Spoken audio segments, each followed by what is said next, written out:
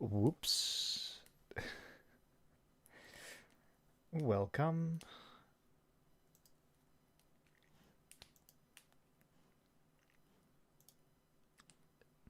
Forgot to turn the sound on.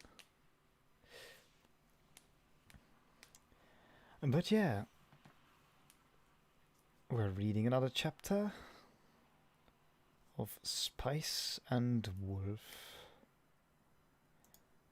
For those who are wondering, it's a pretty interesting book. I read chapter 1 and 2 before, and now we're on to 3. So,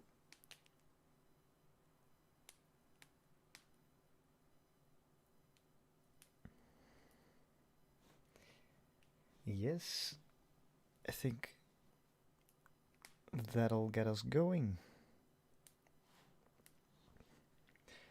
Alright. One sip of water.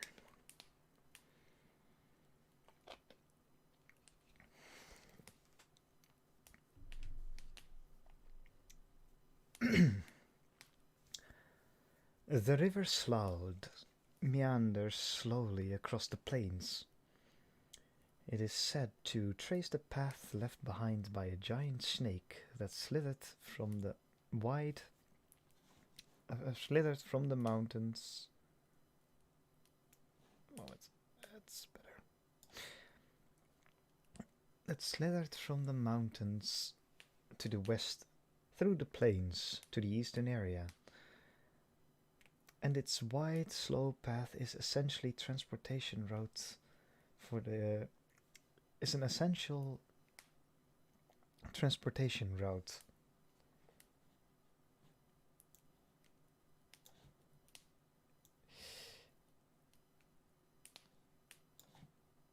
Oh, one moment.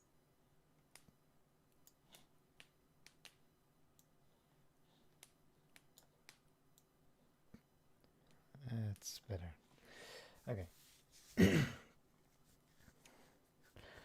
um, not Pazio is a large port town situated near the midpoint of the river. Not far upstream lie large fields of wheat. Still farther are thickly forested mountains. Logs are floated downstream year round. Barges carrying wheat or corn, depending on the season, navigate up and down the river. That alone would be enough to ensure the town's prosperity, but because there are no bridges across the Slough, its ferries make it a natural gathering place.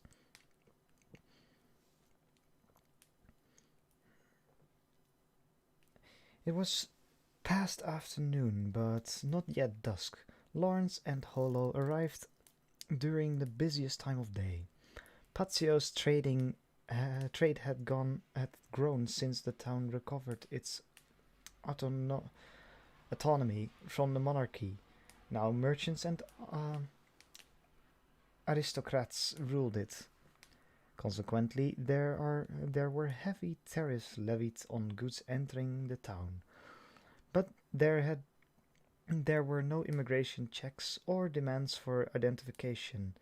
Had it been a castle town, the opposite would be true, and Holo's non-human status would be a problem. "Have they no king here?" was Holo's first utterance upon arriving in the city. Is this your is this your first time coming to a city this size? Times surely change. In my day, the cities this large would have been ruled by a king. Lawrence felt a slight sense of superiority. He'd been to cities many times the size of Pazio. He tried not to let it show, lest Holo pointed out. And in any case, he'd been just as naive when he first started out. I'll just say your intentions are admirable, quipped Holo.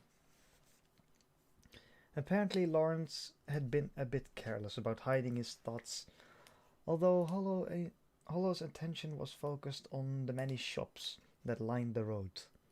She'd still noticed his expre- Although Holo's attention had been focused on the many shops that lined the road, she'd still noticed his expression. Had he been? Had it just been lucky? Guess.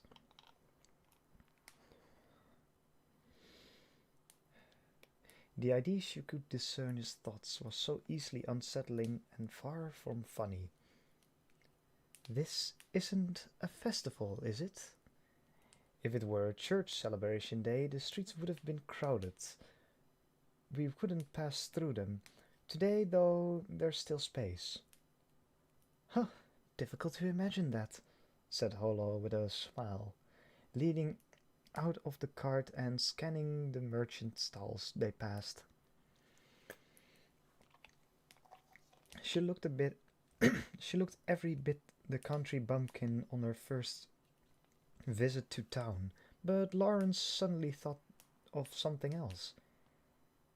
Hey, hmm? Was her only reply as she continued to stare at the many vendors. Will it be all right? Will it be all right not covering your head? Huh? Head? I know this. I know it's festival time in Pasloe right now, so most of the villagers will be drinking and celebrating, but not all of them, and some of the ones who don't may be visiting Pazio right now. Oh, that, said Holo, sitting back down in the wagon, suddenly irritated. She looked back at Lawrence, her cloak just barely covering her ears. Even if they could, even if they could see my ears, nobody would notice. They've all long forgotten about me. There's, there was such a vehement in her voice. It was a, there was such a vehemence in her voice. It was a miracle she didn't shout. Lawrence reflexively raised his hands as if calming a startled horse. Holo was no horse, but it seemed to have effect. She snorted derisively and pulled the cloak down, facing ahead and pouting.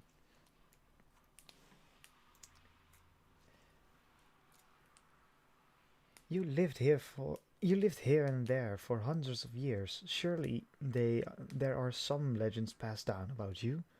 Or did you never take human form? There are legends that sometimes I'd appear as a human. So the stories about you appearing as a human? Holo gave Lawrence a belabored sidelong glance. Belabored sidelong glance, sighed, and then spoke. As far as I can remember, it went something like this. She looks like a beautiful girl of about 15. She has long, flowing brown hair and wolf ears, along with a white-tipped tail.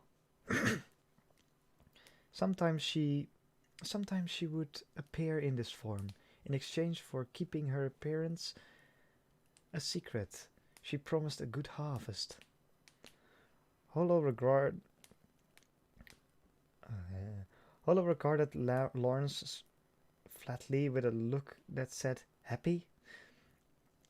Well, it sounds like you pretty much told them everything about yourself. Is that really okay? Even if they were to see my ears and tail, they would doubt, just as you did. They'll never realize the truth. Holo slipped her hands underneath the cloak and fussed with her ears, perhaps because they pushed against the inside of the fabric uncomfortably. Lawrence looked sideways at her. He wanted her to be more careful, but if he said as much, she would surely get genuinely angry. It seemed that the discussion of Pasloe was taboo. She felt he felt better when he considered that the legends of Holo made no mention of her actual facial features, only identifying her by her ears and tail. As long as she kept those concealed, she would go unnoticed. Legends were just legends. It was not as if she were on a church wanted poster. A few moments after Lawrence resolved not to press the matter, Holo appeared to be considering something. At length, she spoke. Hey, hmm? Even even should they see me, they won't know who I am, will they? Her mood had changed completely from before. It was as if she wanted to be discovered. But Lawrence was no fool. He stared expressionlessly forward at the horse. It is certainly my hope that they won't, he answered. Holo smiled slightly, almost ruefully. You needn't worry. Once Holo started looking happily at the stalls again, Lawrence realized she'd been speaking to herself, as well as him.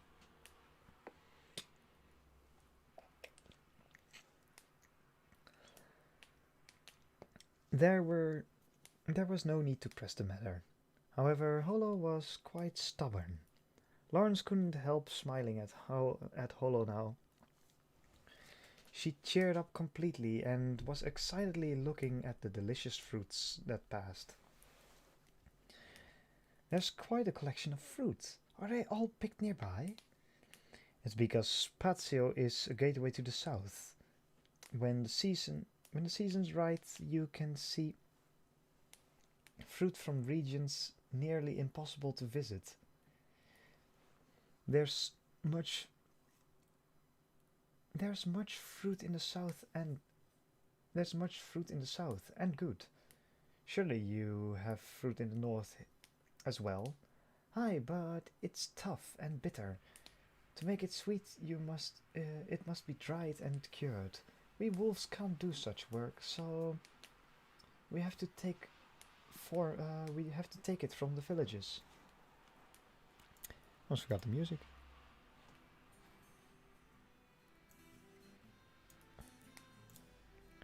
Okay, that should be alright.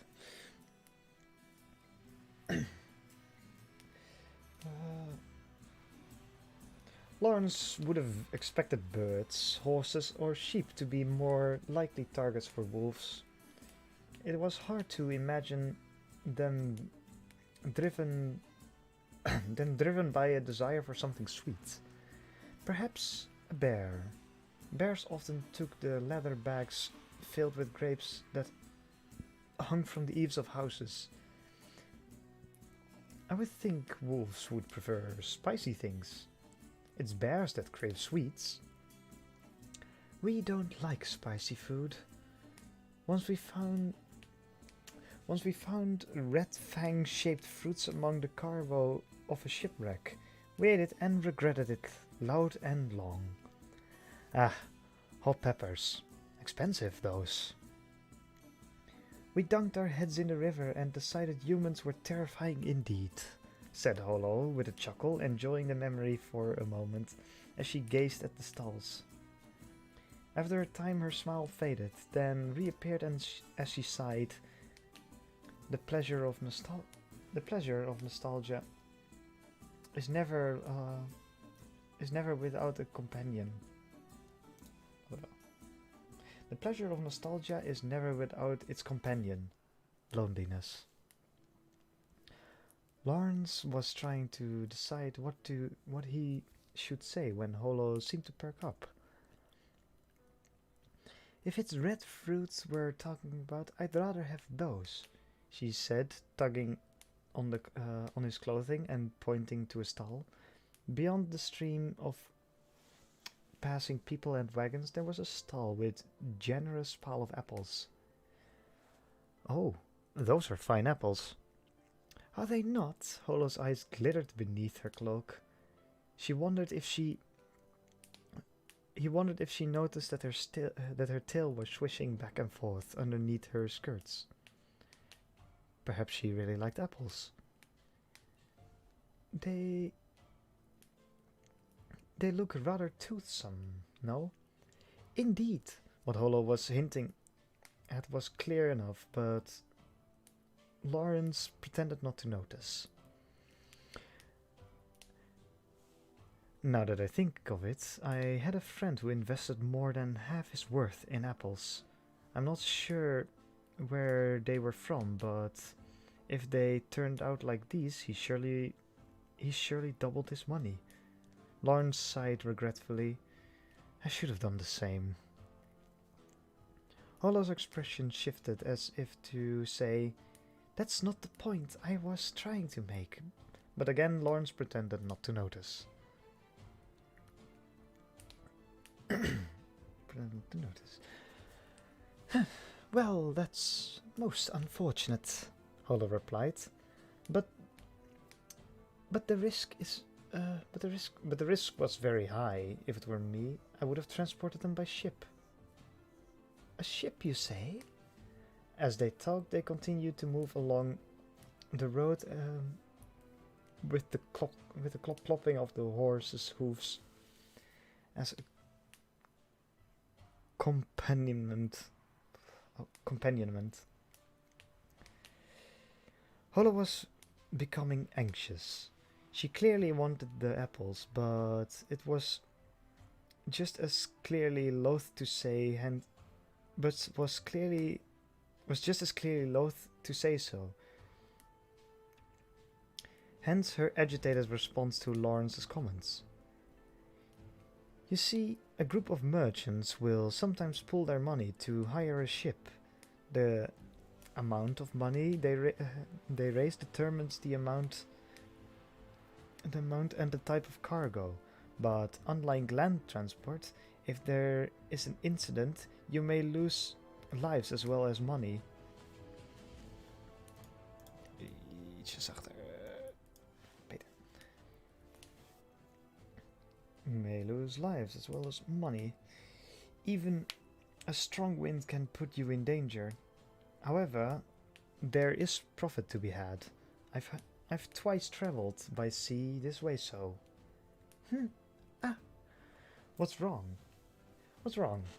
They passed the apple booth and it began to recede behind them. There is nothing more fun than watching the heart of another. Lawrence smiled his best mercantile smile. Right, about shipping. Apples? I want apples. Lawrence thought she'd been stubborn until the end, but since she'd finally admitted her desire, he decided to go ahead and treat her. Earn your own food, why don't you? Holo glared at Lawrence as she munched away on an apple. He made a show of shrugging helplessly. She'd been so charming when she finally gave in and admitted her desire that Lawrence had generously given her a silver trenny coin of considerable value. She'd returned with more apples than she could carry. She appeared not to know the meaning of the word restraint.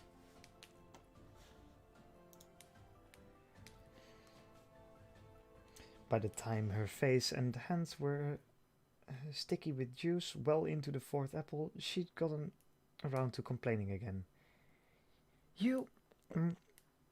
Earlier, you pretended like you didn't notice.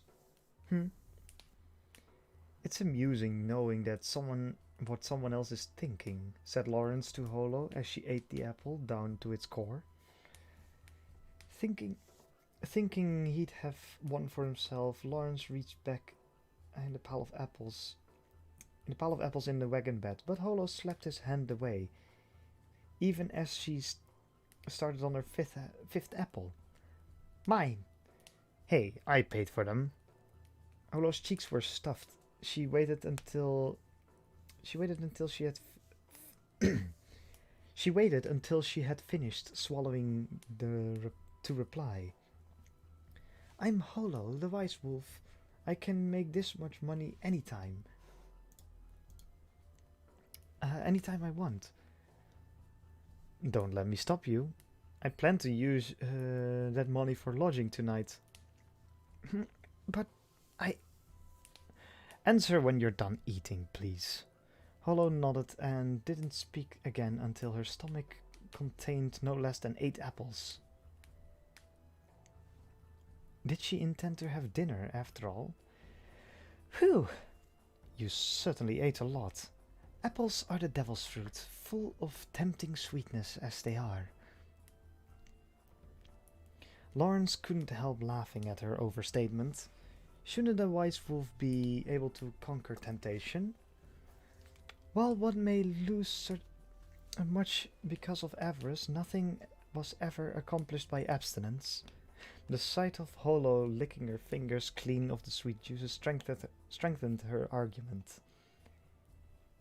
If it meant missing such pleasure as this, asceticism was the height of folly. All this was merely academic, of course.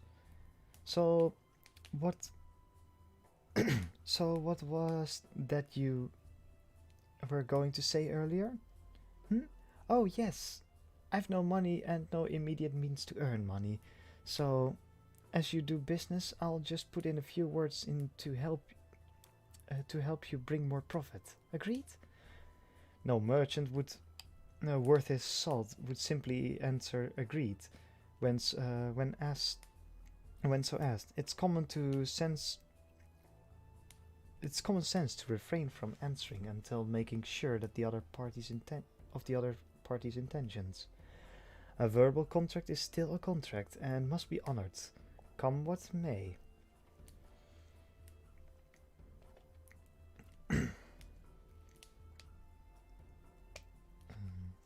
Thus Lawrence didn't answer right away.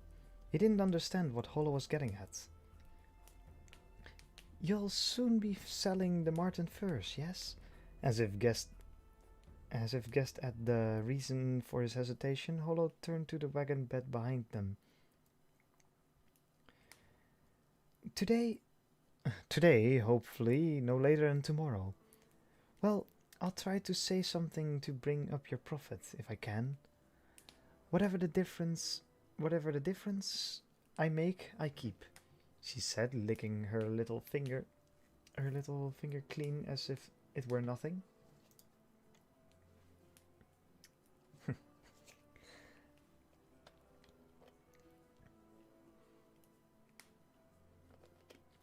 Lawrence mulled it over.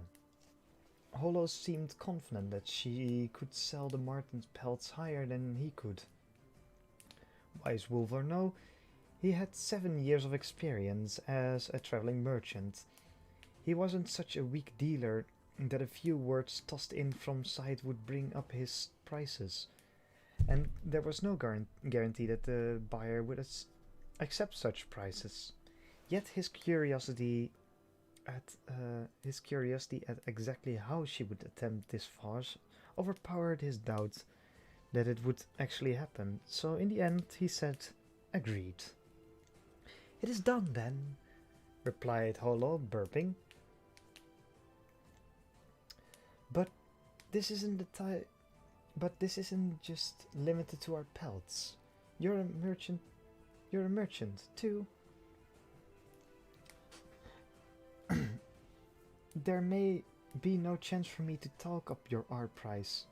How modest of you. Wisdom is knowing thyself first. The statement would have sounded better if she had not said it, while casting her gaze longingly back towards the remaining pile of apples. The pelt's destination was the Mylon Company, a brokerage house that acted as an intermediary for a variety of goods. The Mylon Company was the 3rd largest house in the city. The two above it were local business that had their headquarters in Pazio. The Mylon Company was headquartered in a mercantile nation far to the south and run by a powerful trader of noble lineage. The Patio location was a branch.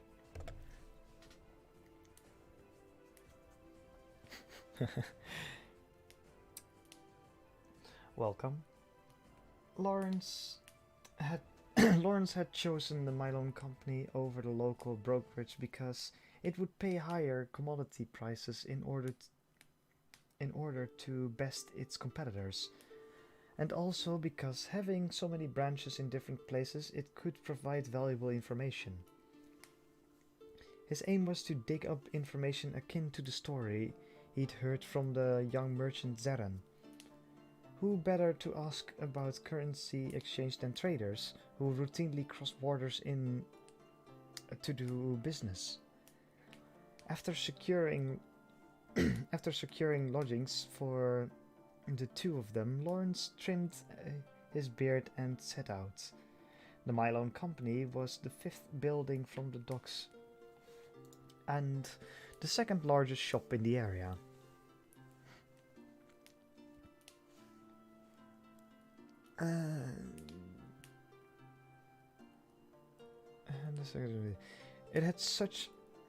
It had a huge gate that faced the docks to accommodate wagon traffic, which made the shop seem even bigger at glance.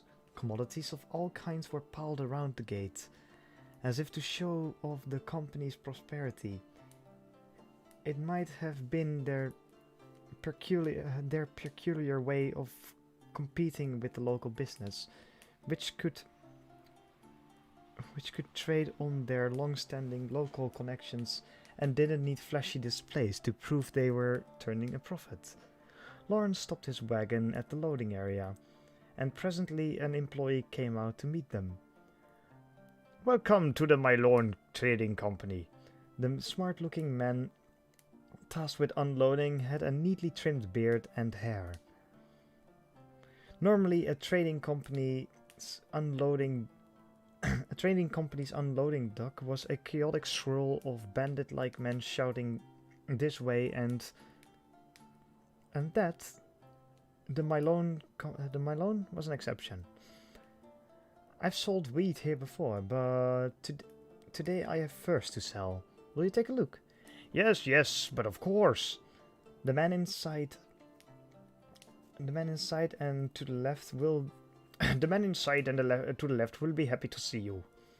Lawrence nodded and with a flick of the reins drove the wagon inside.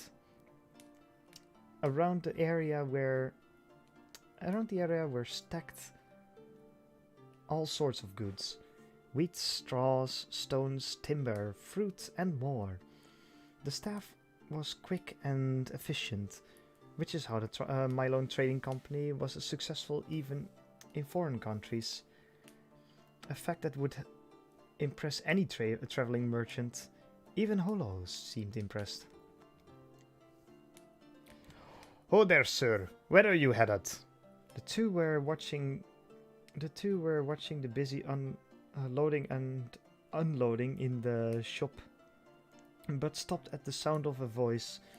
They looked in its direction and saw a large man with steam rising from his sun-tanned body. He didn't seem like the man Lawrence had been directed to find, but he was certainly huge. "Is he a knight?" Holo said under her breath. "We're here to sell furs. I was told to come to the left of the shop." Lawrence met the man's eyes and smiled. Right then. I'll just take your horse. This way, if you please." Lawrence did as he was told and angled his horse towards the man. The horse snorted. Apparently he sensed the man's vitality. Ho, a good horse, sir. He looks stout of heart."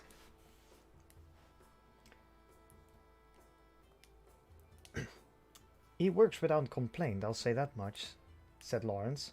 "A horse that complains. Now that would be something to see." "You're not kidding me."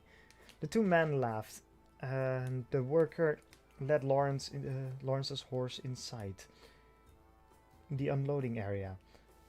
After hitching to a sturdy wooden fence, called out. The person that answered was a man who looked more fit to be carrying a quill and ink than hay bales. He seemed to be the buyer. Kraft Lawrence, I assume? We thank you for your patronage. Lawrence was used to being greeted politely, but he was impressed that the man knew his name before Lawrence had given it. He'd visited the company during the winter 3 years ago, selling wheat. Perhaps the man that now greeted Lawrence in the entryway still remembered him. I'm told you've come to sell furs today. The buyer skipped over the usual pleasantries about the weather and jumped straight into the heart of the matter. Lawrence coughed slightly and shifted into his trader persona. Indeed I have. These are the very ones. Here in the back of the wagon. 70 total. He hopped down from the wagon and invited the buyer to view the furs. He was followed by Holo, who jumped down from the wagon a moment later. Oh, these are a good marten of furs indeed. The year has been a good one for crops, so marten furs is scarce. About half the marten fur that reached the marketplace came from farmers who hunted in their free time. When the harvest was plentiful, they would be too busy to hunt, and marten furs were scarcer. Lawrence decided to push his position. You only see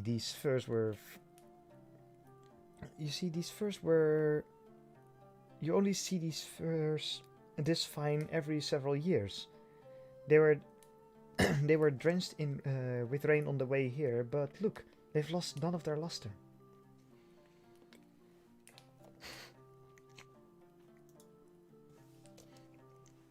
"'Tis a fine luster, to be sure, and with good lie. 'Tis a fine luster for sure, to be sure, and with good lie. What of their size?" Lawrence pulled the largest pelt from the bed and offered it to the buyer, since it was generally prohibited for other people than the owner of the goods to touch them. "Ho, ho! They are not lacking in size. You said you had 70? He didn't ask to see all the pelts. He was not so unrefined. Here was the challenge of the trade. There was no buyer that would want to see each pelt, but likewise there was no seller who would want to show each. This was the intersection of vanity, prosperity, and desire. "Well then, Sir Lawrence. My apologies. Sir Lawrence. You've come to trade with us because you sold the wheat here in the past?" The same name was pronounced differently in different nations. It was a mistake Lawrence made himself often enough, so he forgave it with a smile and produced a wooden abacus from his pocket, which the man looked at. Different regions and nations had different ways of writing numbers, and because nothing was harder than trying to puzzle through these differences, merchants hardly ever wrote figures down while negotiating. Moving the wooden beads in the abacus would make the number completely clear, although one still had to be mindful of exactly what currency was being counted. "Can I offer, say, 132 silver trenny?" Lawrence pretended to think on the matter for a moment. "You don't see these furs like these often. I brought them to you because I've done business with you in the past, but we certainly appreciate your business. For my part, I'd like to continue our association."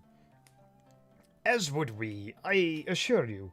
In light of friendly relations, then, what do you say about 140? It was a somewhat transparent exchange, but with the mutual deception, was truth, which made the dealings more interesting. 140 treni was a good price. It wouldn't be wise to push past that. But when Lawrence was about to say, "It's done then," Holo, who had been silent up until this point, tugged slightly on his sleeve. "Excuse me, excuse me for a moment," said Lawrence to the buyer. Then he leaned down, putting his ear with his ear level with Holo's hood.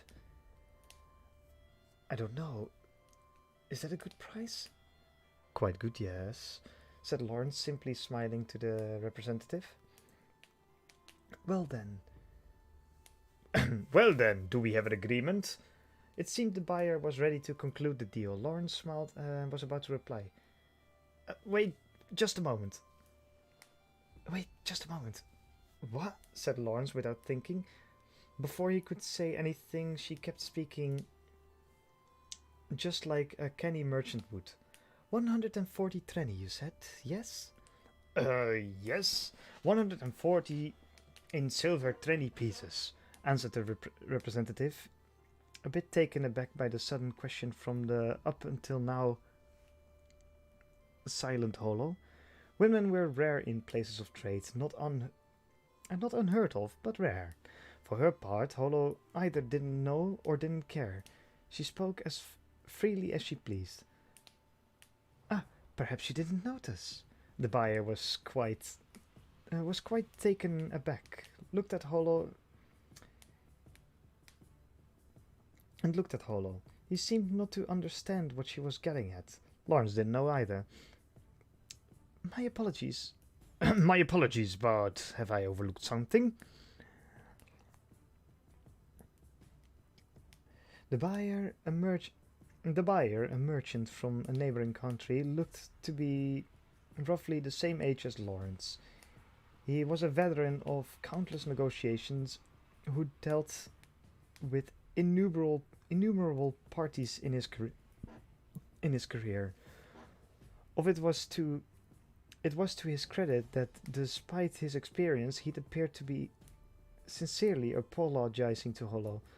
Of course, it was far from surprising that he was taken aback. Holo had effectively asked him if he knew what he was looking at. "I can see you're a fine merchant, so surely you pretend not to notice?" I can see I won't need to hold back with you."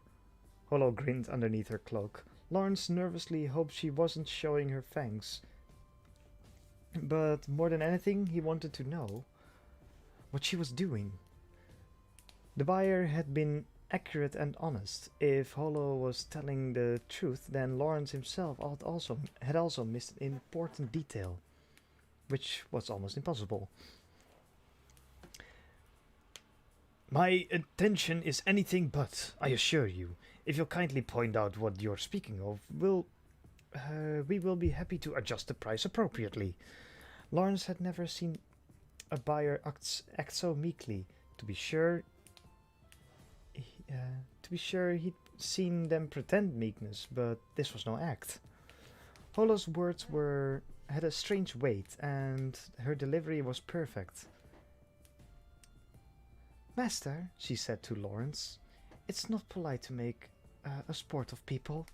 It was hard to tell whether she called him master to mock him or because it was appropriate in the situation.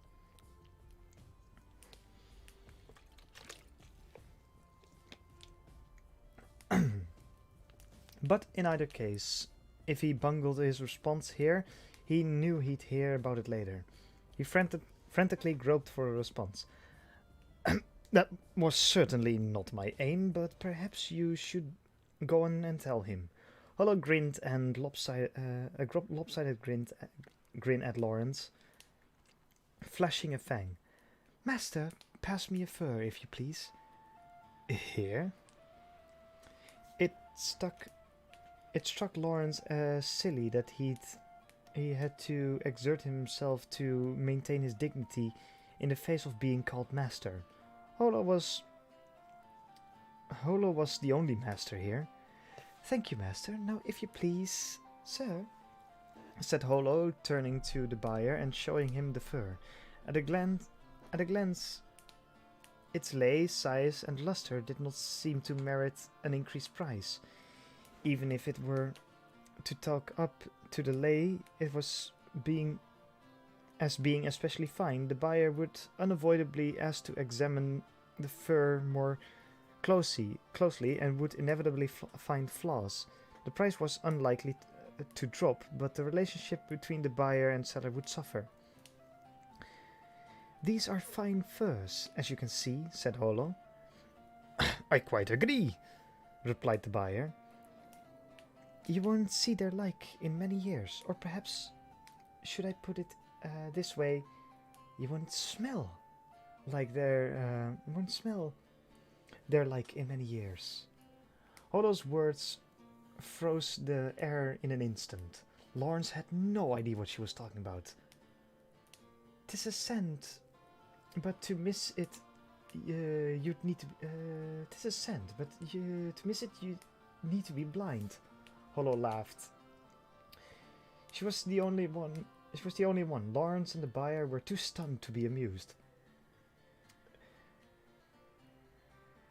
"Well, a smell is worth a thousand words. Would you care to sample the scent?" Holo handed the pelt to the buyer, who took it and looked uncertainly towards Lawrence. Lawrence slowly nodded, hiding his confusion. What was the point of smelling the pelts? He never heard of such a thing in his dealings. Neither had the buyer, surely, but he had no choice but to placate his vendors. He slowly brought the furs up to his nose and sniffed. At first his face showed a mixture of confusion and surprise. He sniffed again, and only surprise remained. "Oh? Smell something, do you?" Holo said. Yes. It smells like fruit, I'd say." Lawrence looked at the furs in surprise. Fruit? Fruit indeed. Just as the fur is scarce this year because of the harvest, so did the forest overflow with fruit. This marten was scampered about the same forest until this marten was scampering about the same forest until a few days ago, and it ate so much of the plentiful fruit that its scent suffused in the body. The buyer sniffed again. He nodded to say, "True enough."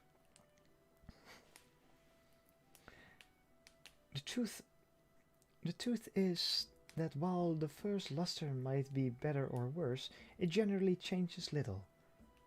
Does the problem not come then when the fur is made into clothing, when it's actually used? Good fur is durable, bad fur wears thin. "True, as you say," said the buyer. Lawrence was astonished.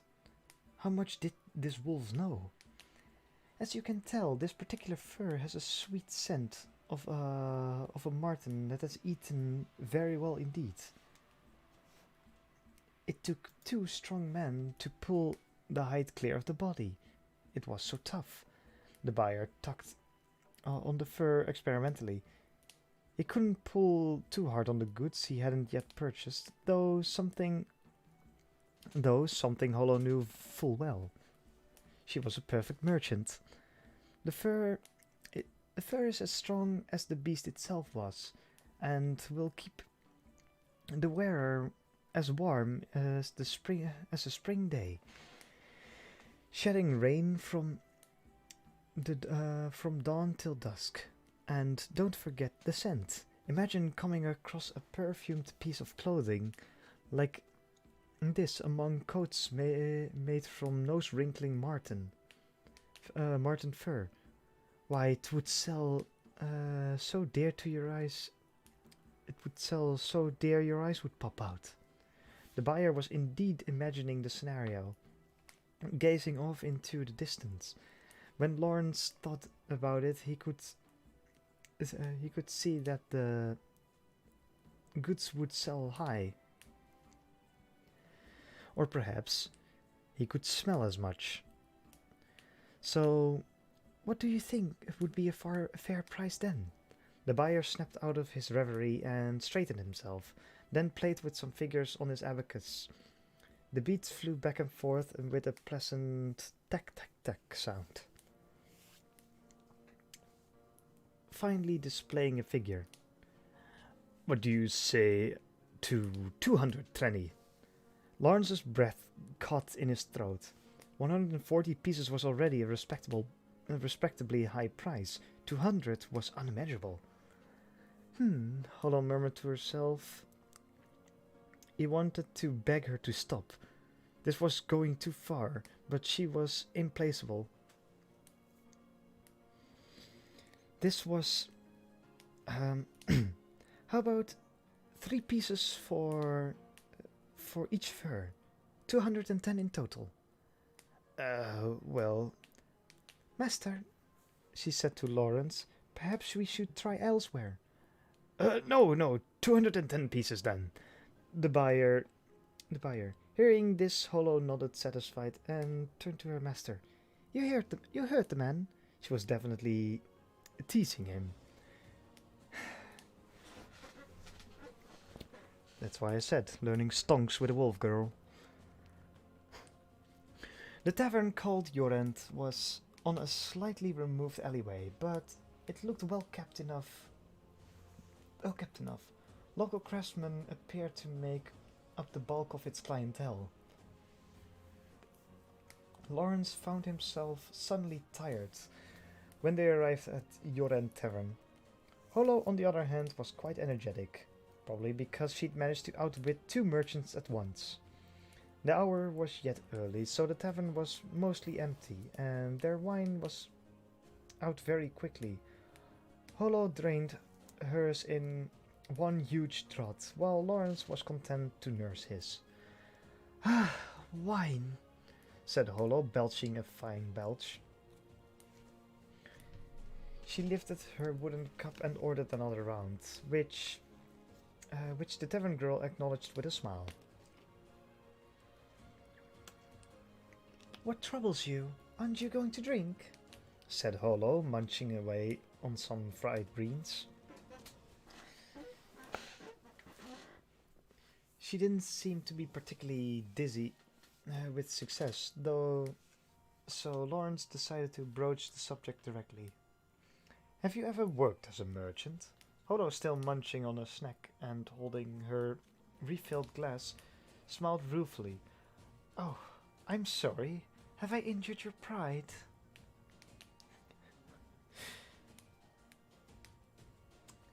Naturally, she had. I don't know how many deals you've done in your life, but... I've watched countless transactions when I was in the village. Long ago, I once saw a man use that technique. I didn't invent it myself. When was that anyway? Lawrence didn't speak, but his eyes held the question, "Is that true?" Holo looked slightly troubled as she nodded, and Lawrence sighed even as he felt somewhat relieved. I really hadn't noticed, though. Last night when I slept in the furs, I didn't smell any fruit. Oh, that was from the apples we bought. Lawrence was speechless. When had she pulled that trick? And suddenly he felt a chill of worry. It was fraud. It's his own fault for being tricked. Said Holo. He'll be impressed once he figures it out. You may have a point. There's no point in being angry when you've been tricked. A real merchant knows to be impressed. That's quite a sermon. You sound like a wizened old trader. And you're just a babe in arms yourself. Lawrence had to laugh. He shrugged and as he drank his wine. It had a keen taste to it. All this aside,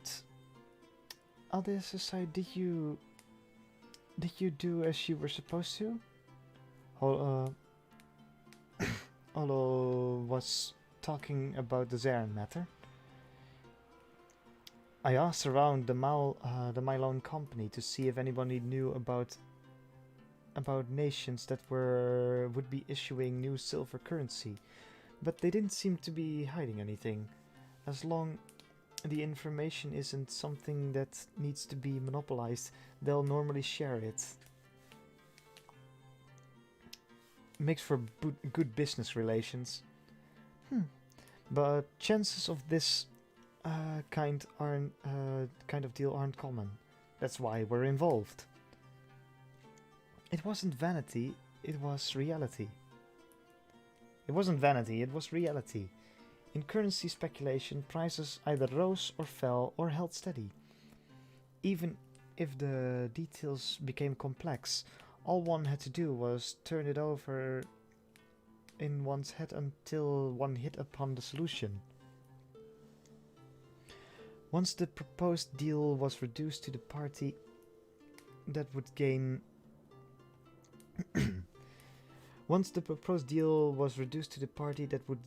and the one that would lose, there were few decisions to make. However, still, whatever the trick, as long as we can avoid getting fleeced and come out ahead, we'll be fine. Lawrence drank some wine and popped some beans into his mouth. Holo was paying, so he decided he might as well take advantage of it. I don't see the owner anywhere. I wonder if he's out. He said. Zarin did say we could contact him through the bar. He must be on good terms with the establishment. Well, traveling merchants usually base their operations out of either tavern or a trading house. In fact, I've got to get to the trading house later on. And the owner really isn't around, is he? Said Lawrence, scanning the tavern yet again. It was a fairly spacious establishment with 15 round tables. Only two older people, craftsmen from the look of them, were in the tavern. He couldn't very well just go talk to them, so he asked the girl. When she brought them another round of wine along, with some roasted herring and smoked mutton. The owner? Said the girl as she set the wine and food on the table. Her arms were very slender. Lawrence wondered where she gotten the strength to handle the heavy food. He's gone to buy ingredients at the marketplace, she continued. Do you have some business with him? Could you possibly tell him we're trying to get in touch with a man named Zarin? If they didn't know Zarin here, it was fine too. Many merchants used taverns as a convenient point of contact, so a misunderstanding was entirely possible. But it turned out to be unnecessary. Concern on Lawrence's part. The girl's eyes brightened immediately at the mention of Zarin. Oh, Mr. Zarin. I know him. You do? He normally comes here after sundown. Feel free to stay here until then. The girl was she was a shrewd girl indeed. Indeed, but she had a point. It was an hour or two until dusk, which would be just enough time to enjoy a nice leisurely drink. I'll take you up on that then, said Lawrence. Do enjoy yourselves, said the girl with a bow, and then turned to attend to the tavern's other two patrons. Lawrence drank from his cup of wine. Its tart scent waved across his nose, fading to sweetness on his tongue. Some liquors, like rum, traded on their intensity, but Lawrence preferred the sweetness of wine or mead. Sometimes he'd have a cider just for a change. Beer was good too, but its flavor depended on the skill of the craftsman and the tastes of the person drinking it, unlike wine, whose quality depended entirely on the price Beer's deliciousness was unrelated to its cost, so merchants tended to avoid it. There was no way to know if the particular brew would suit the taste unless you were from the region or town. So he wanted to appear local. So when he wanted to appear local, he would order beer. Lawrence thought on this when he noticed that Holo, sitting opposite of him, had stopped eating. She appeared to be deep in thought. Lawrence spoke to get her attention, but she was slow in answering. That girl, she's lying, she finally said once the girl had disappeared into the kitchen. Lying how? Zarin doesn't necessarily come here every day. Lawrence nodded, looking into his wine cup. Well, I hope we'll see Zarin soon, as she says. The girl's lie meant she was already in touch with Zarin. If not, things would be complicated for now. Things would be complicated now for both Lawrence and the mysterious young merchant. As do I, said Holo. The reason for the lie was unclear, though it could be that she was able to call Zarin anytime she wanted, and simply wanted to keep Lawrence and Holo at the table and ordering wine for a little while longer. Merchants and traders told lies, large and small, all the time. Worrying over every single one would soon drive one to distraction. So Lawrence wasn't particularly worried, and he imagined Holo was the same. And other than Holo's delight at the honeycomb-shaped honeyed stew, the sun set without incident, and soon customers began filtering into the tavern. Among them was Zarin. I rejoice at our reunion, said Zarin, raising his cup. It knocked against Lawrence's with a pleasant clock. How fared your furs? They fetched a good price, as you can tell from our wine. I envy you, I dare say. You had an angle. Lawrence didn't reply immediately, instead taking a drink from his wine. That's a secret. Holo was busily devouring the beans, possibly to hide her smirk. Well, in any case, I'm glad you were able to sell them for a good price. For my part, more capital means more profit. Just because I have more capital doesn't mean I'll be increasing my investment. If it's not so, I've prayed for your good fortune in anticipation of just that.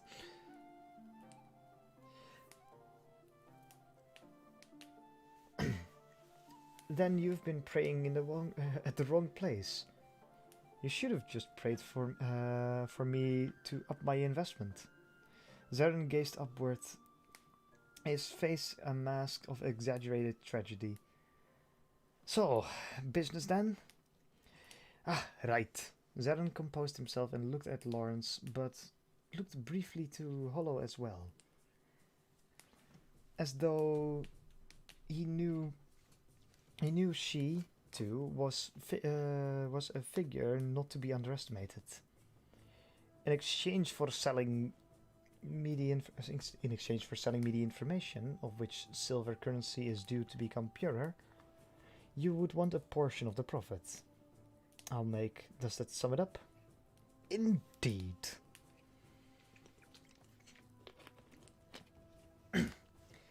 Is this story of the purer coin true? Zarin faltered slightly at the directness of the question. Well, I am predicting it based on information I got from a small mining town. I think it's trustworthy, but there are no guarantees in business. True enough. Lawrence nodded, satisfied at seeing Zarin cringe. He brought some stew to his lips and continued. If you told me it was a sure thing, I'd have to walk away. Nothing is more suspicious than a guarantee. Zarin sighed in relief. So, what would you want for a percentage? 10 trenny for information, plus 10% of your profit. That's a very conservative demand, given the potential gain. It is. If you should take a loss, I won't be able to compensate you. If I had to, all my assets would be forfeit. So I'll take 10% of whatever you make, but if you take a loss, I'll refund you the information fee. No more. Lawrence mulled the issue over, his mind long since fuzzy from liquor. Zarin's proposal boiled down to roughly two possibilities. The first was that he, Lawrence, would sustain a loss and Zarin would use that for his own gain. The second was that Zarin's proposal... Sorry.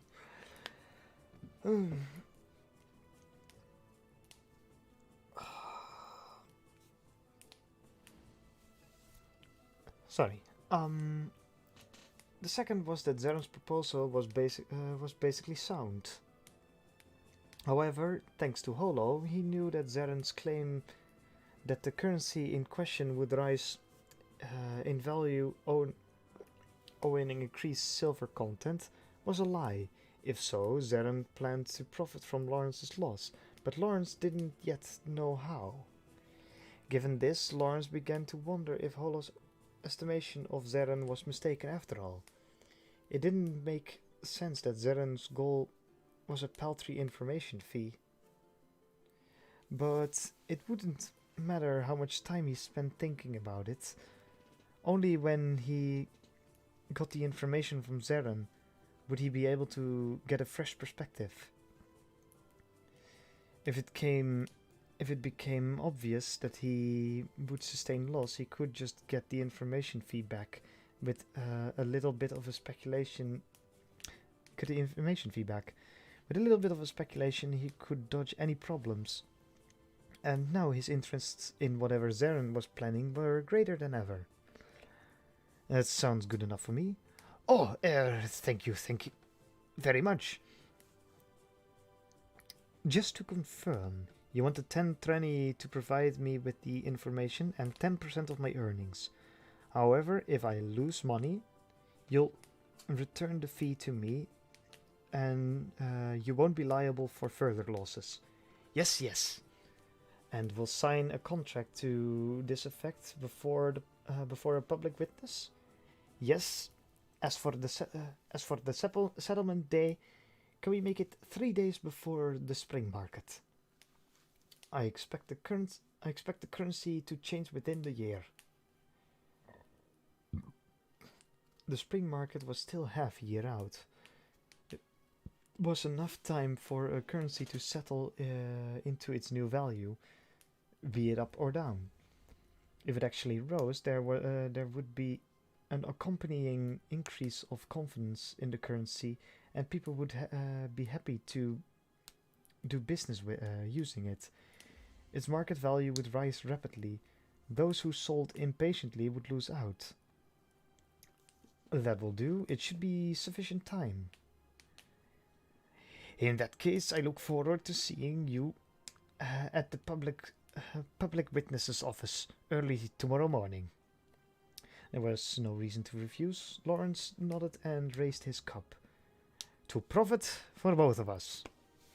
At the sight of both men raising their cups, the listless Holo scrambled to get her cup in her hand. To profit! There was a pleasant click as the cups knocked against each other.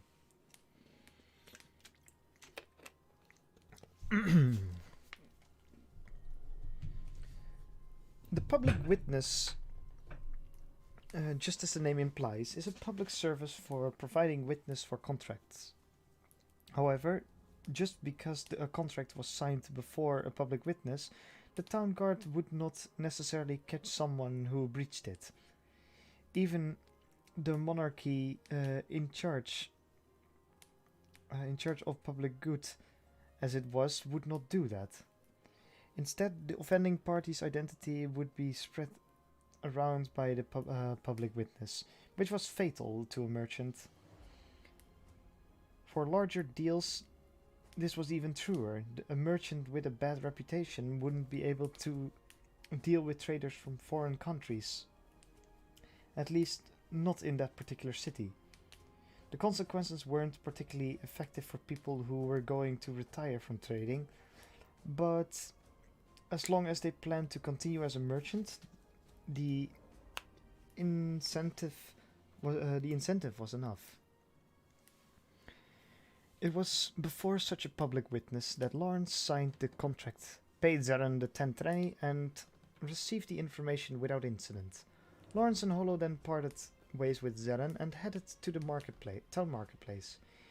The empty wagon would only cause problems in the crowded center, so they left it at the inn and went in on foot.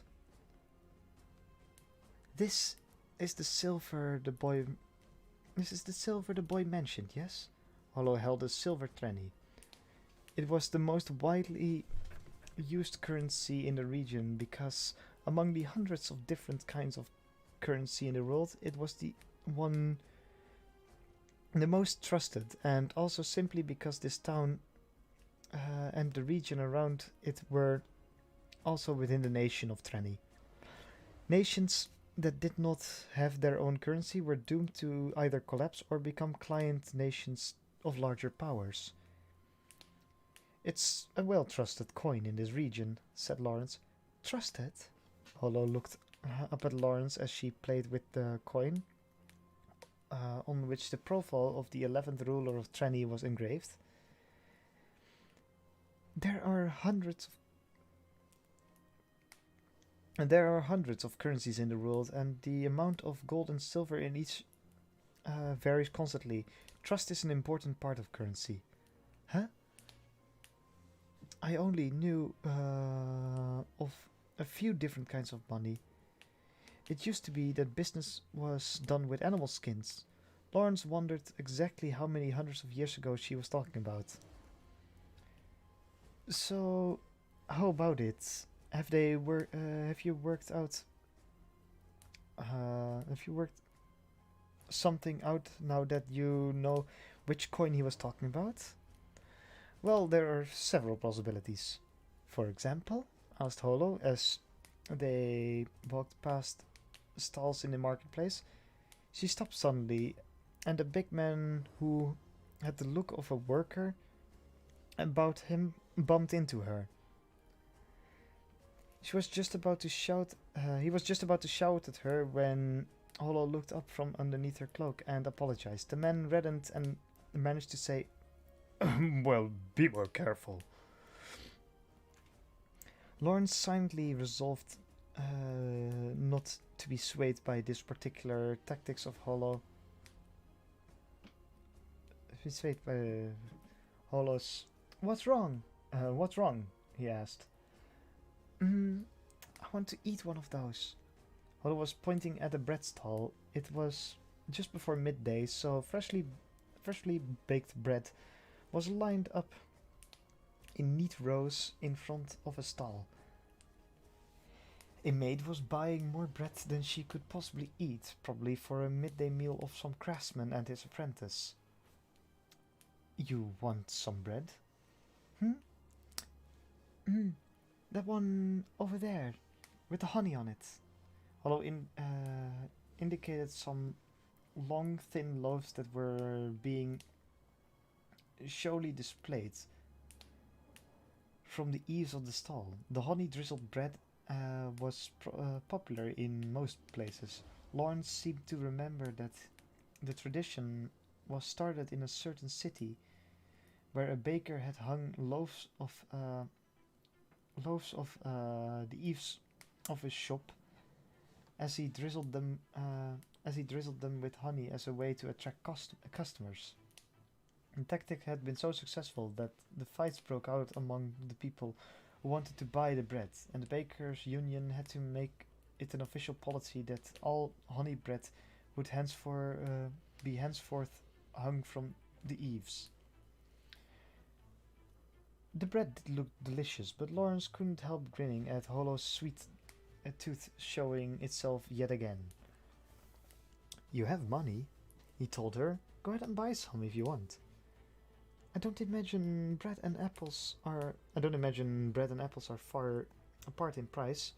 Will you carry the mountain of bread? I'll be bringing back with me, or shall I ruin the baker's day and ask him for so much change?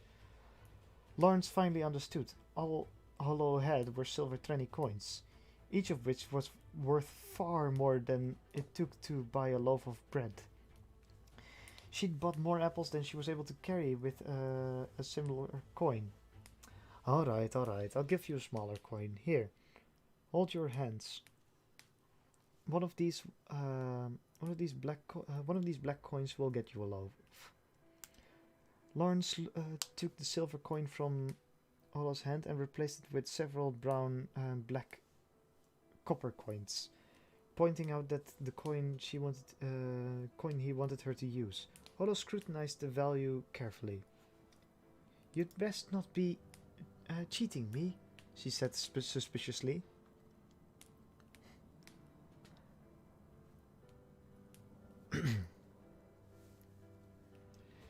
He thought about kicking her, but Holo soon turned on her heel and headed towards the baker's stall. Always with the click of a tongue, retorted Lawrence.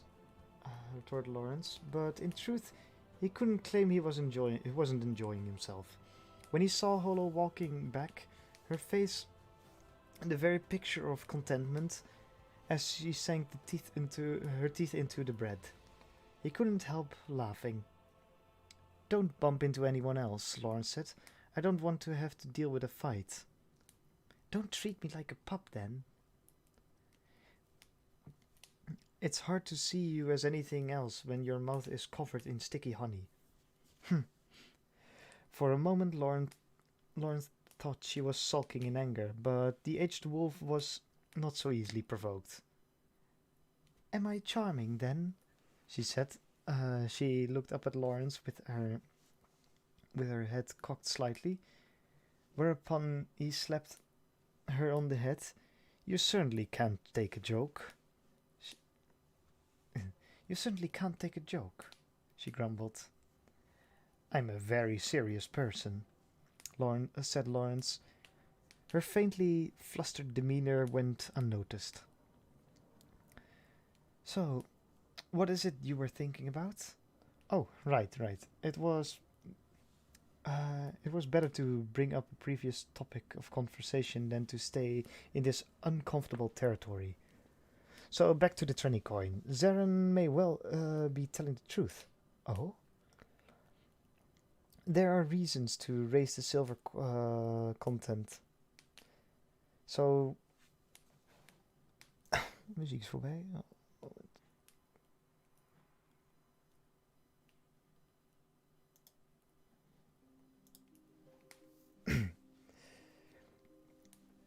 Oh, there are reasons to take this take this coin. A silver firin. It's from a nation 3 rivers south of here.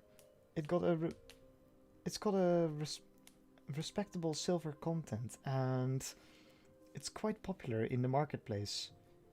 You could say it's the Chinese rival. Huh?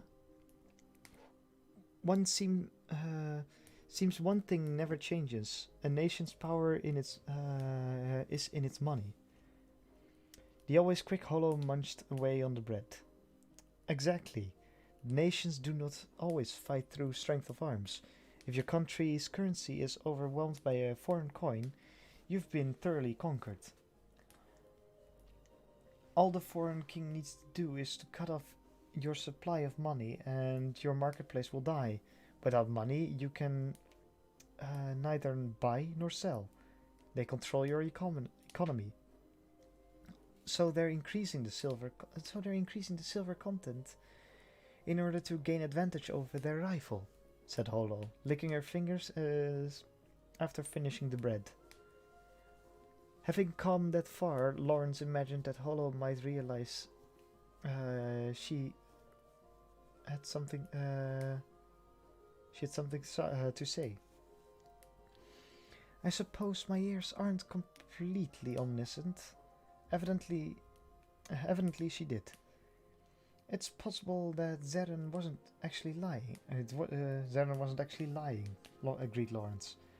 I quite agree. She was being so reasonable that Lawrence found himself taken aback. Even though she'd admitted she wasn't perfectly accurate, he fully expected her to angrily chide him for doubting her senses. What? Did you think I was going to be angry? I surely did. Well, I might be that angry, she said with a mischievous smile. In any case, Zeren might not have been lying. So, where are we going now? Now that we know which coin to look into, we're going to look into it. So, to the mint. Lawrence couldn't help laughing at her naive question, which earned him a sharp, angry look. If a merchant like me showed up at the mint, the only greeting I'd get would be the business end of a spear. No, we're not. We're going to the cambist. Huh? I guess there are things I don't even know. Lawrence was understanding Holo's personality better and better. Once we're there, we'll see how the coin has been performing recently.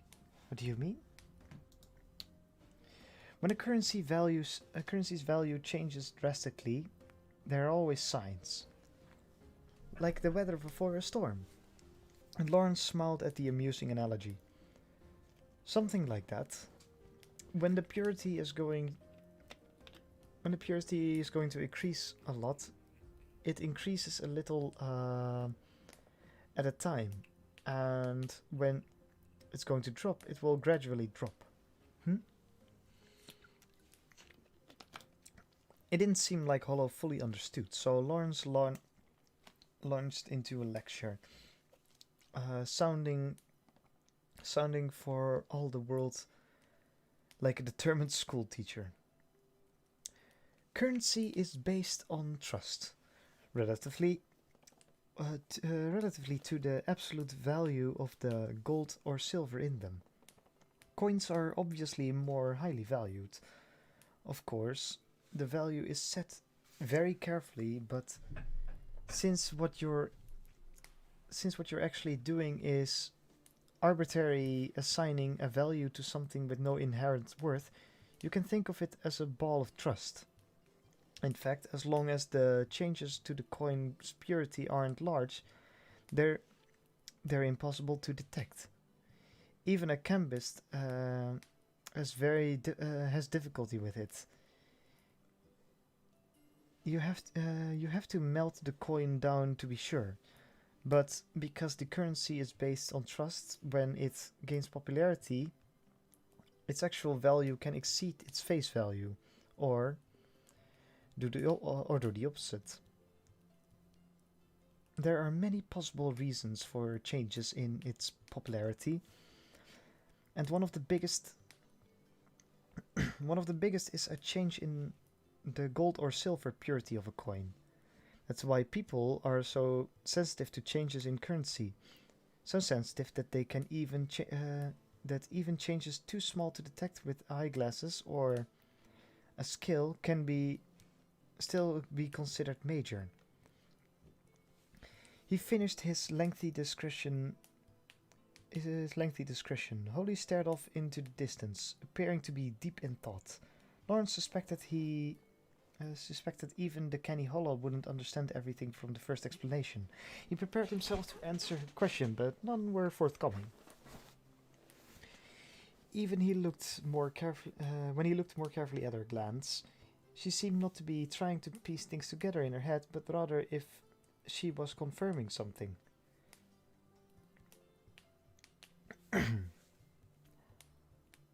He didn't want to believe it, but she may well have understood perfectly the first time. So, so when whoever makes the coins wants to change the purity, they'll make a minute change to see what the reaction is. Then they'll adjust it up or down. Yes. Having an apprentice like this was certainly a mixed blessing. A superior apprentice was the pride of any merchant, but humiliation lurked. Lawrence hid the frustration he felt. It had taken him a full month to understand the concept of currency valuation. Yeah, that's about right, he answered. The human world certainly is complicated. Despite the admission, her comprehension, comprehension was terrifyingly quick. As the two conversed, they approached a narrow river. It wasn't the slough that followed by Pazio, but rather an artificial canal that diverted water from the slough so that goods coming down the river could be efficiently transported into the city center without having to bring them ashore first. To that end, rafts were constantly floating along the river, tended by boatmen whose voices as they shouted at one another were now audible. Lawrence was headed for a bridge that spanned the canal. Chemists and goldsmiths had long situated their business on bridges. There they would set up their tables and their skills to do business. Naturally, they were closed on rainy days. Oh no, it's quite crowded, remarked Holo as they reached the largest bridge in Pazio. With the sluice gates closed, flooding was impossible, so a bridge far larger than could ever be constructed over an ordinary river connected both sides of the canal, with chemists and goldsmiths packed elbow to elbow along its side. All were highly successful, and the chemists in particular were kept busy changing the money from the lands near and far. Next to them, the goldsmiths busied themselves with their jewelry and alchemy. There were no crucibles for melting, but small jobs and orders for larger ones were common. As one would expect from a place where the bulk of the city's taxes were levied, The place fairly smelled of money.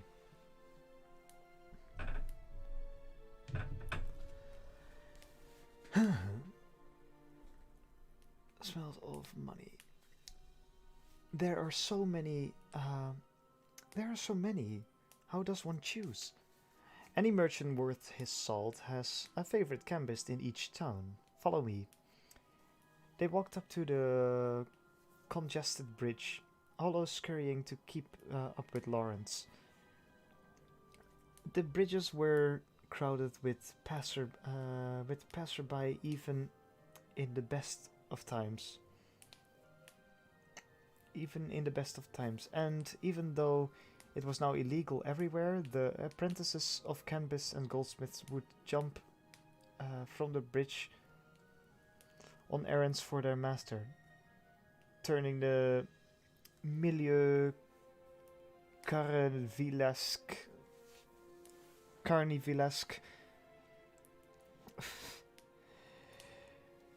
the liveness inevitably resulted in fraud, and it was always the customers who risked being cheated. Ah, there he is. Lawrence had himself swindled many times in the past, and only once he'd made friends with certain money changers. Made friends with certain money changers, he had it stopped. His favorite cambist in Patio looked a bit younger than him. "Oh, Ice, it's been a while," said Lawrence to a fair-haired cambist who was just finishing business with another customer. Wise looked up at the mention of his name and smiled broadly upon recognizing Lawrence. "Well, if it isn't Lawrence. It indeed has been a while. When did you get into town?" The association between the two professionals had been long. It was like a friendship formed not out of kindness but necessity. "Just yesterday," replied Lawrence. "I took a detour from your ends to do some business." "Ah, you'll never change, old friend. You look well." "I'm all right. How about yourself?" Hemorrhoids, my friend. Finally cut the curse of our trade. It's not pleasant." Wise spoke with a smile, but it was unpleasantly proof of the true chemist. Sitting all day in one place so as not to miss a customer, nearly all of them suffered from hemorrhoids eventually. "So what brings you here today? Coming by at this hour means you must have need of my services, eh?" "Yeah, actually, I have a favor to ask. Are you alright?"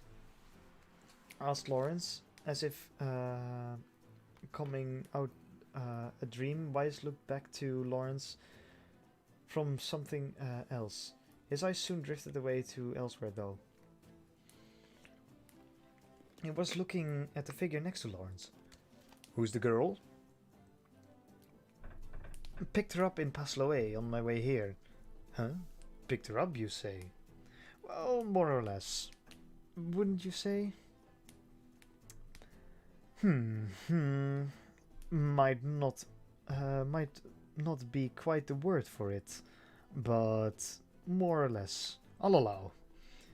"Oh, quite. Might be not quite the word for it, but more or less. I'll allow," said Holo, with some reluctance, pausing her curious glances here and there to answer Lawrence. "So, what's your name, miss?" "Mine? 'Tis Holo." "Holo, eh? Good name." Wise grinned shamelessly. Holo returned it with a not altogether displeased smile that Lawrence did not particularly appreciate. "Well, if you have nowhere in particular to go, why not work here? I just happened to find myself in want of a maid. Someday you might follow in my footsteps, or maybe you'll even become my bride. Wise, I've come for a favor, said Lawrence, cutting him off. Weiss looked suitably offended. What? Have you already had your way with her? Weiss had always had a indelicate manner of speaking. Far from having had his way with her, Lawrence found himself to be being toyed with by Holo, so he answered with an empathetic negative. Well then, you should let me have a go, snapped Weiss, looking at Holo and smiling sweetly. Holo fidgeted nervously, occasionally pausing to say things like, "Oh my," an affection Lawrence failed to find amusing. Naturally, he concealed his irritation. We'll discuss that later on. Business first. Fine then. What do you want? Holo stickered. Have you recently minted tranny coins? If you can, I'd like three, the three most recently issued coins. What? Do you know something about the purity changing? Weiss knew his business. He'd immediately realized what Lawrence was up to. Something like that. Well, watch yourself, friend. It isn't so easy to get ahead of the crowd, said Weiss, which meant that even the cambists hadn't heard of any imminent changes. So, do you have any or don't you? I do indeed. There's a new coin came out just last month at Advent. Then the one before that. Here it is.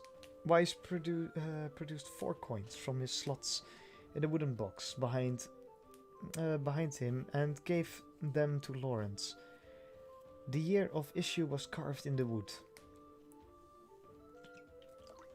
There was no visible difference between the coins. We handle money all day and haven't noticed anything. They're cast in the same mold, used in the same ingredients. The lineup of artisans at the mint hasn't changed in years. There've been no coups, and there's no reason to change the coin, said Weiss. The height, the weight of, and color of the coins had already been scrutinized, but Lawrence still held them up to the sun and looked at them carefully. It seemed there really hadn't been any change. It's no use, friend. If you could tell by just looking, we'd have noticed long ago, said Weiss, his chin cupped in his hands. Give it up.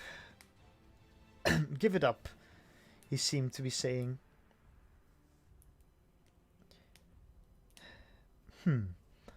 What now, I wonder, said Lawrence with a sigh, returning the coins to Weiss' outstretched palm.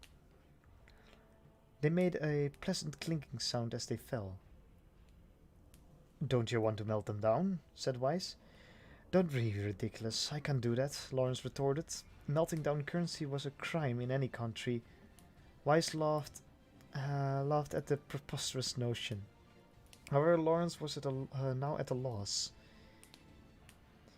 He'd been sure that if there had been any change in coin, Weiss would have had some idea of it.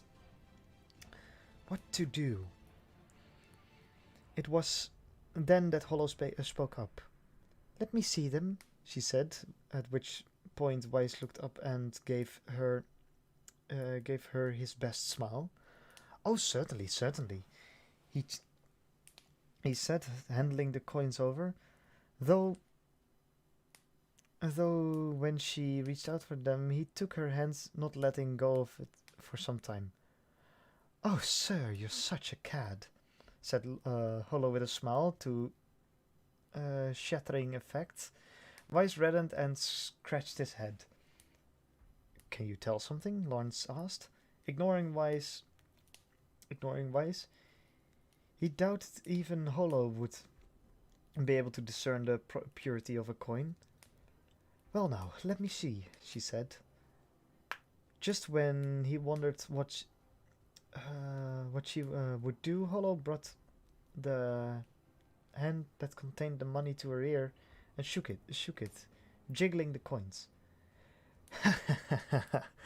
Now that's impossible, said Weiss with a grin. It was said that master money changers with decades of experience could tell a coin's purity by just listening to its sound, but that was mostly legend. It was like saying a merchant's goods would always appreciate. A merchant's goods would always appreciate. But Lawrence wondered. Holo had wolf's ears, after all. Hmm? Said Holo once she was finished. She chose 2 coins and returned the rest to the money changer table. She jiggled those 2 coins together, then repeated the process with different combinations of coins. A total of 6 times to check all the possible combinations. Then she spoke. I cannot tell.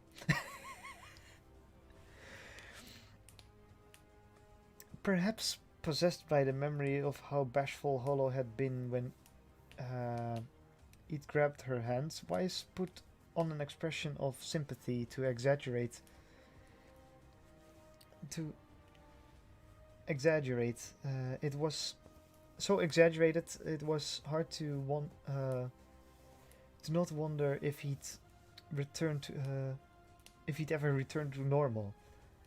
Oh, that's too bad indeed, he said. Well, we've wasted enough of our time, said Lawrence. We'll have a drink sometime. Indeed, that's a promise. A promise, you hear me? Overpowered by Weiss's vehemence, Lawrence promised. Then the pair put the campus stall behind them. Nonetheless, Weiss waved enthusiastically at them as they left. Holo looked back several times and shyly waved in return. Once the crowds closed around them and Weiss could no longer be seen, Holo looked ahead and burst into laughter. He's an interesting sort. For a matchless philander, I suppose so. It wasn't a lie, but Lawrence felt that he had to take Weiss down a notch anyway. So what about the silver purity? Has it risen or fallen? He asked, smiling down at Holo. Her grin disappeared and she seemed surprised. You've gotten quite good at fretting the truth out, haven't you? I'm the only one who knows about those ears of yours. After all, I know I saw them twitch. Holo chuckled. Can't let my guard down. But what surprised me is that you didn't say anything about there. Your lie was unexpected. Whether or not he would have believed me aside, we don't know what the other people nearby would have done. The fewer people as know a secret, the better. No? I suppose you can consider it compensation. Compensation? Lawrence parroted back. He wondered what he'd done that merited compensation. You were a bit jealous back then, no? This is in exchange for that. Lawrence's expression stiffened at Holo's teasing glance. How had she known? Or was she just a little too good at luring him into tipping his hand? Oh, don't worry about it. All men burn with foolish jealousy. It was painfully true. but women are fools to take delight in it. The word, the world is full of fools no matter where you look, said Holo, drawing slightly nearer to Lawrence. It seemed that Holo had experience with romance as well as matters mercantile. She chuckled. Though to me, you're both just lowly humans. And yet here you are, in human form. Best not to bare your fangs now, in front of your beloved wolves. A flick of my lovely tail charms human and wolf alike. Holo put a hand on her hip and swayed insouciantly. Somehow Lawrence got the feeling that she wasn't lying.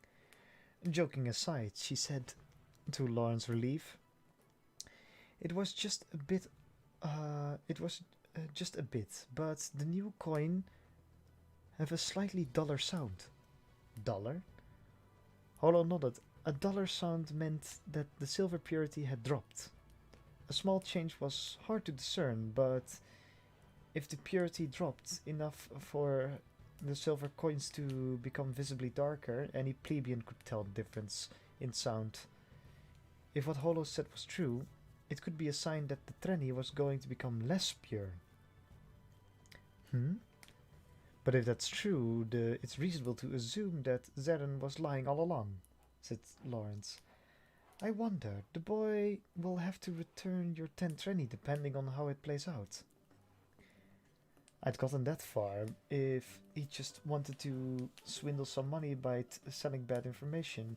He'd have done it at the church without going through all the trouble and meeting at the bar. "'Tis a puzzlement," Holo laughed. But in his mind, Lawrence was frantically trying to figure out the situation. But the more he thought about it, the stranger it got.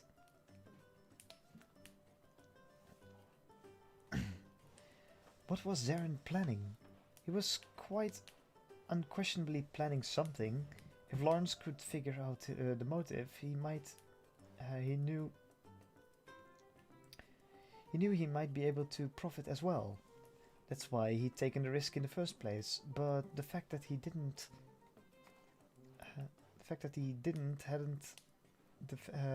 still hadn't the faintest idea of Zaren's true motives bothered him. How did anyone make money from a drop in silver price? A coin purity in coin purity in the first place. All he could think was a long-term investment. If the gold or silver fell from a high price to a low, you could sell it at a high price, but then buy up exactly what you sold after it fell. Well, that's what happened to the stock market in a nutshell. After it fell, you'd end up with exactly as much gold as you started with, plus the difference in price. Speculation on the gold and silver was always fluctuating. If you waited for it to return to its original price, you could realize a profit in the end. However, he didn't have time for that kind of long-term planning. For one thing, half a year wasn't enough time. Well, Zeren brought me the deal, so he must have something to gain. He must. Assuming he's not some kind of fool, added Holo.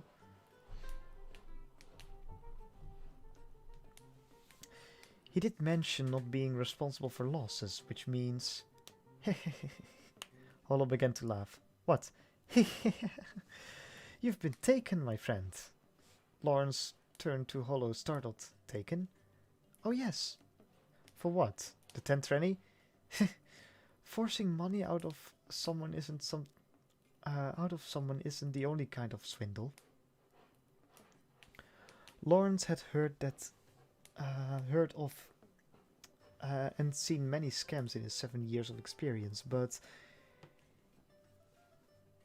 uh, he had trouble understanding what Holo was talking about. What a scam! A plan where his opponent may not gain, but he is guaranteed to never lose.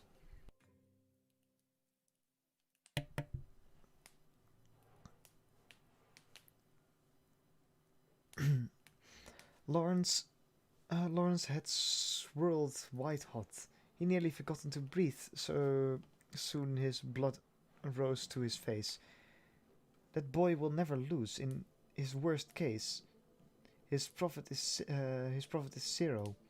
If the silver drops and all he does is return your money to you, all he does is return your money to you. If it rises, he gets part of whatever you make. It's the business that requires no capital. Even if no profit adheres, he'll be fine. Lawrence was overwhelmed by exhaustion. To have been had by such a frivolous scheme. But it was true. He had been the one who'd sworn there were a larger ulterior motive. A traveling merchant so used to every trick, he could naturally assume so, and so he had. Zarin had predicted a profit. Zarin had predicted a profit almost sure to appear. Humans are pretty smart, said Holo, as though they were talking about somebody else's problem. Lawrence could only sigh. Unfortunately, he hadn't yet gone. Fortunately, he hadn't yet gone out of his way to invest in Trenny. All he had risked was what he had on hand. There was nothing in the contract he had with Zarin about how many he was obligated to purchase. All he could do now was pray there were no fluctuations in the marketplace. He could then point out Zarin's lie, and there'd be nothing stopping him from getting his 10 silver pieces back. Naturally, if the prices dropped, he'd be able to regain them legitimately, so losing only a single piece to him felt downright inexpensive. When a merchant let his guard down, normally he lost everything, but here all Zarin had done was hurt Lawrence's pride. He slumped a bit before Holo, who snickered at him out of the corner of her mouth. Although, Lawrence looked at her beseechingly, as if to say, "There's more." Holo looked back predatorily.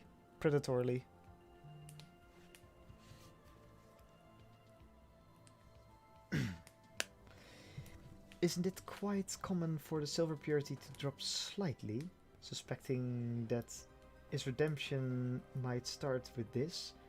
Lawrence forced himself to straighten his leaden back. No, normally the purity is controlled with extreme care. And yet out of nowhere, there's a deal that hinges on the purity of silver coins. That can be just chance. I wonder. The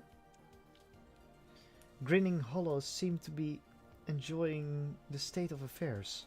No, she definitely was enjoying it. Now you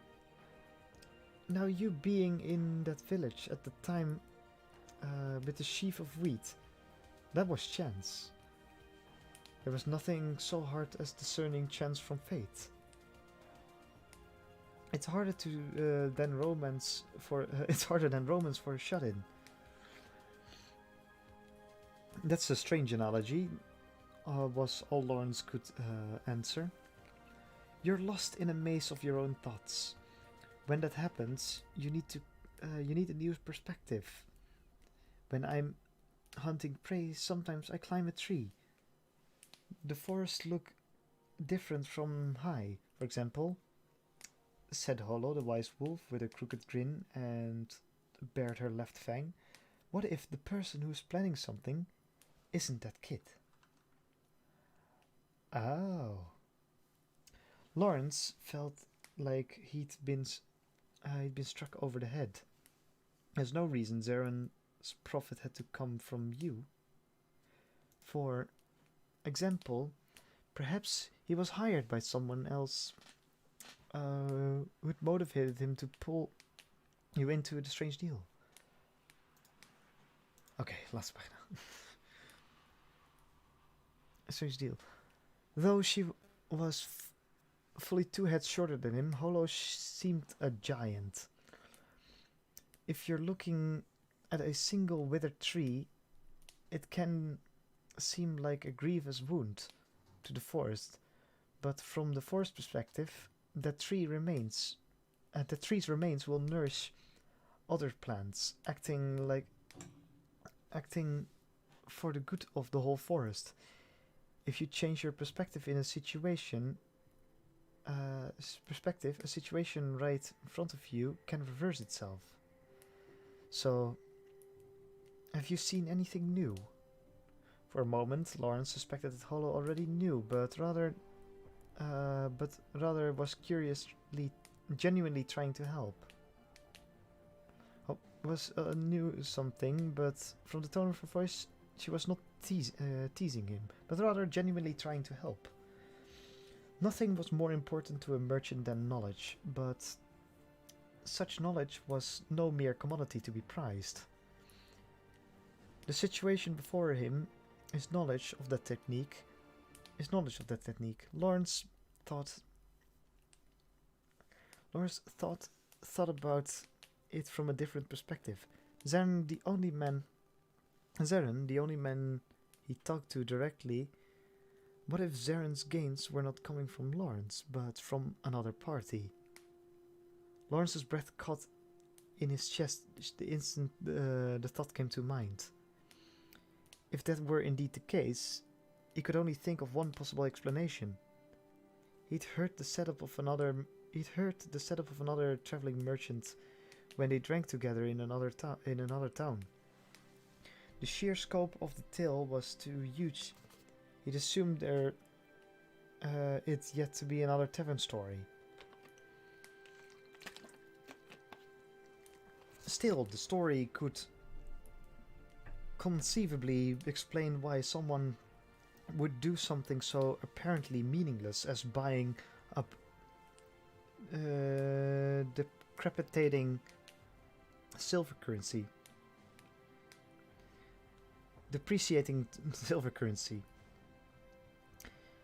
He could also see why Zaren would be lying, even as he signed a contract before a public servant, and would use his influence in the tavern, acting in a way that didn't make sense for a swindler.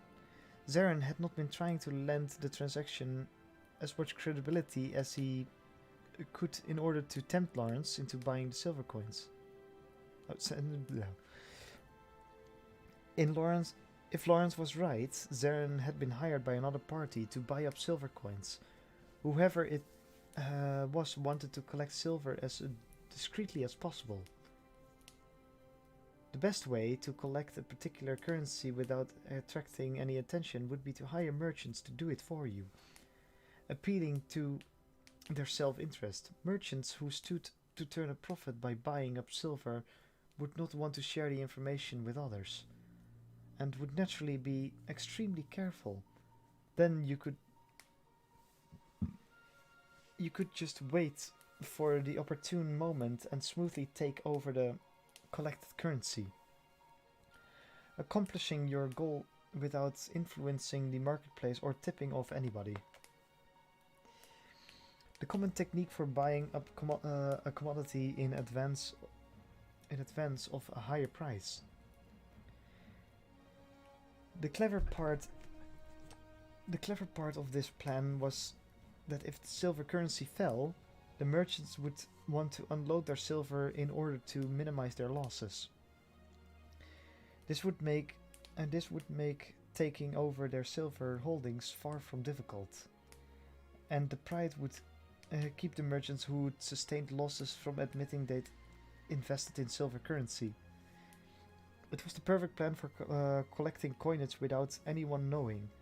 The massive scale of the plan could yield obscene profits.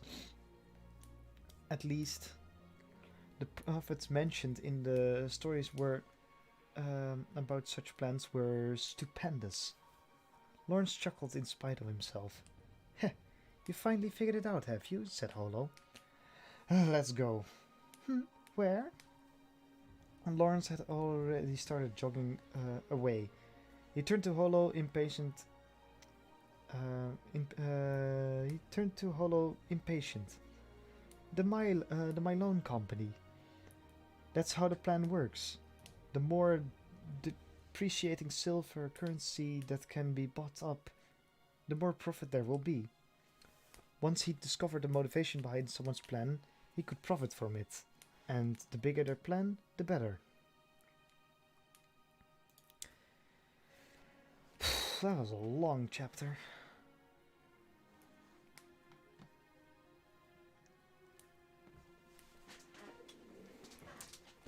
Well, it's a thinker, this book. But it's quite fun.